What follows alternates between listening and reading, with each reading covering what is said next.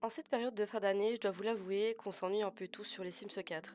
Alors aujourd'hui, nouvelle vidéo, on va parler de sauvegarde qui déchire pour te redonner un peu vie à ta sauvegarde si tu trouves le jeu un peu trop plat et surtout redonner vie à ton magnifique quartier qui demande qu'à être joué.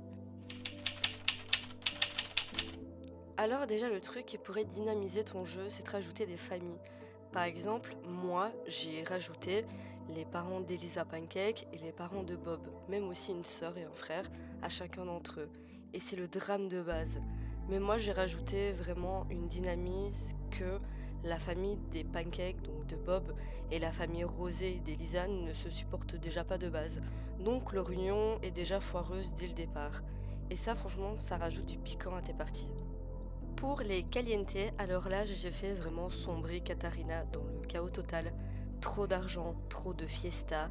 Le résultat, elle est devenue SDF. Dina, par contre, elle s'est casée avec Erwin, le mec chelou de Strangerville. Oui, je sais, c'est improbable, mais ça marche plutôt bien. Ils ont un bon contact, donc voilà. Par rapport à Nina, elle, je l'ai fait devenir une sorcière. Elle vit dans un manoir crépi à Ravenwood ou au monde magique. Je ne sais pas encore où je vais la faire vivre. Et elle fait flipper à peu près tout le quartier parce que, avant c'était la caliente la plus jolie. Pour moi et à mes yeux.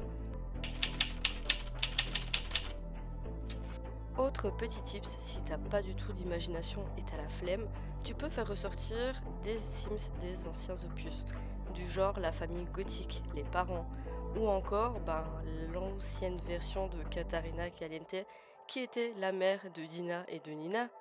Ou alors aussi, tu peux très bien faire comme moi au tout début des Sims, c'est recréer Sonia Gothic version Sims 2 et j'avais même créé aussi un Don Lotario mais pas du tout mec qui fait que draguer, non, c'était un papa gâteau et c'était juste pour le fun et je vous avoue que Don à ce moment-là, je l'aimais particulièrement bien, même si sur cette save, je l'ai fait complètement paumé à vivre chez ses parents, hein. Oui, moi j'ai fait cette version-là de Don. Par rapport au Plénosas, pareil, hein, Johnny qui a un lien caché avec ses parents, lui par contre c'est vraiment un petit-fils à sa maman, il est très proche de sa mère, bref. J'ai fait aussi ressortir la famille Curieux et la famille Grutt qui vit actuellement à Strangerville. Je prends vraiment un plaisir de jouer avec eux. Donc pour ceux qui n'ont pas du tout d'imagination, faites ressortir les Sims des anciens opus. Vous verrez que c'est super fun de jouer avec eux sur les Sims 4. Tu pourrais aussi créer des Sims uniques dans leur genre, fini le clone parfait.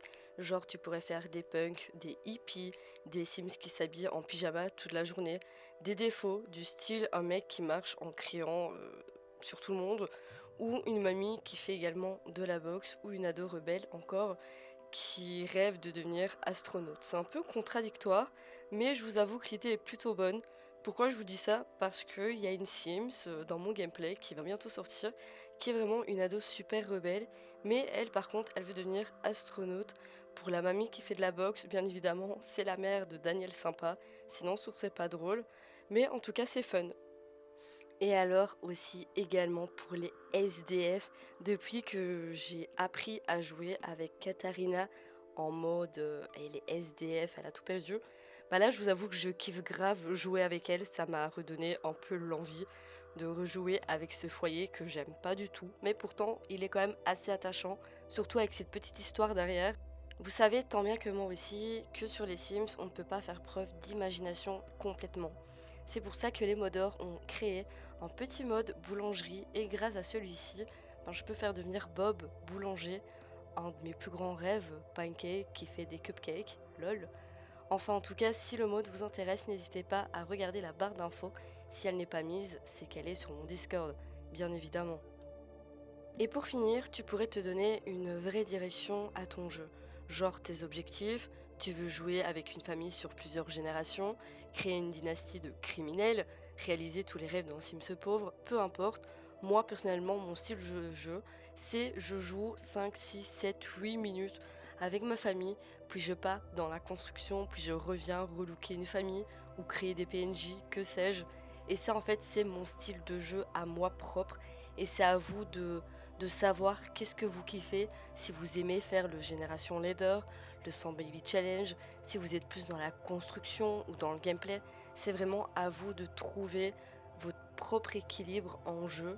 Aussi également peut-être changer la façon de créer vos Sims. Moi depuis que je crée mes Sims avec une autre vision, c'est-à-dire que avant moi j'aimais bien certains vêtements, bah là maintenant j'habille mon Sims en fonction du style que je souhaite donner à cette Sims. Par exemple le style de Katarina Caliente, j'aime absolument pas, mais je me suis dit en tant que SDF elle doit pas avoir des super beaux habits. Pareil pour la maison, elle doit être bien crade, bien dégueulasse, même si j'aime pas du tout cet aspect. Mais voilà, j'essaye vraiment de me donner à fond sur les Sims, donc peut-être aussi changer votre méthode de travail, enfin de création de Sims, pas de travail. Pareil avec le nouvel opus Vie à la mort, vous pouvez aussi créer un magasin de cercueils, de pompes funèbres. Vous avez vraiment plein d'idées à faire. Et ça, bah, malheureusement, je peux pas toutes vous les citer, sinon la vidéo durait 3 quarts d'heure, voire même 1 heure et demie. Enfin, en tout cas, donne-toi juste une ligne à suivre et tu verras que tout ça sera beaucoup plus intéressant pour toi. Voilà, maintenant tu n'as plus d'excuses pour t'ennuyer, ton jeu peut devenir vraiment une série Netflix à lui tout seul. Alors juste amuse-toi, fais des histoires de folie avec un SDF, avec un fou, n'importe, ou même avec des Sims des anciens opus, je t'assure que ça dynamise de fou ton jeu. Et surtout, n'hésite pas à tout casser sur le terrain pour tout reconstruire avec ce que tu souhaites, même si t'es nul en construction, moi aussi je suis nulle. Mais je vous avoue que là, ça m'a punché. Là, je suis en pleine rénovation des mondes grâce au artwork, encore une fois, et grâce aux petites, comment je peux dire ça, aux petites idées que je reçois et que je vois sur internet. Bref, en tout cas, moi, c'est un plaisir de tourner cette vidéo. J'espère que vous aussi, je vous ai quand même assez pas mal aidé. Je vous souhaite une très très bonne journée, soirée, que sais-je encore une fois, et on se dit à très très vite. Ciao!